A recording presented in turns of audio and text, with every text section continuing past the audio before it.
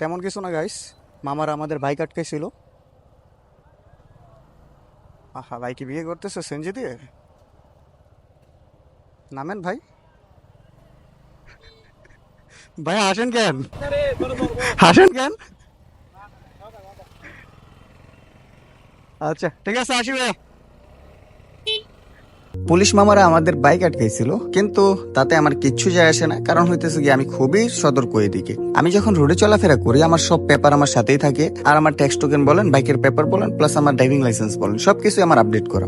তবে মজার বিষয় হইতেছে গিয়া, আমি এই যে মানে নিজের জেলা বলেন, বাহিরের জেলা বলেন, বিভিন্ন জেলাতে বাইক নিয়ে ট্যুর দিছি, বাট কখনো আমাকে পুলিশের সিগন্যাল দেয়নি। 1.5 বছর আগে আমার নিজের সিটিতে একবার সিগন্যাল দিছিল। আনফরচুনেটলি ওইখানে আমি একটা মামলা খাই 5,000 টাকা। ওইটা ছিল আমার ফার্স্ট এন্ড লাস্ট। তারপরে এই যে ভাই এত জায়গা থেকে গেছি, বিশ্বাস করেন কখনো আমাকে পুলিশের সিগন্যাল পর্যন্ত দেয় নাই। এই যে আজকেই দেখেন না, আমাকে কিন্তু সিগন্যাল দেয় নাই, আমি কিন্তু চলে গেছিলাম। দেন দেখলাম আমার ফ্রেন্ডকে আটকাইছে, তখন আমি ব্যাক করে আবার রিটার্ন আসছি। তবে ওর পেপার দেখাইতে হয় নাই, কারণ সাথে ছিল রাজু ভাই, সাব ইন্সপেক্টর। আর একজন সাব ইন্সপেক্টরের যখন পরিচয় দিবে তখন ভাই এমনিতেই ওরা স্যাক্রিফাইস করে ফেলবে, কারণ একটা রেসপেক্টের বিষয় এখানে থাকে। সো যাই হোক, আমি আপনাদের উদ্দেশ্যে একটা কথা বলতে চাই, যারা ট্রাভেল করতে ভালোবাসেন, বাইক রাইড করতে ভালোবাসেন, আই মিন বাইক ট্যুর দিতে ভালোবাসেন, অবশ্যই আপনারা আপনাদের পেপারগুলো আপডেট রাখবেন, ট্যাক্স টোকেনটা আপডেট রাখবেন, লাইসেন্সটা করে নেবেন, মানে ড্রাইভিং লাইসেন্সটা। তাহলে ভাই আপনার আর কোনো প্যারা না, এর সাথে হেলমেটটা রাখবেন।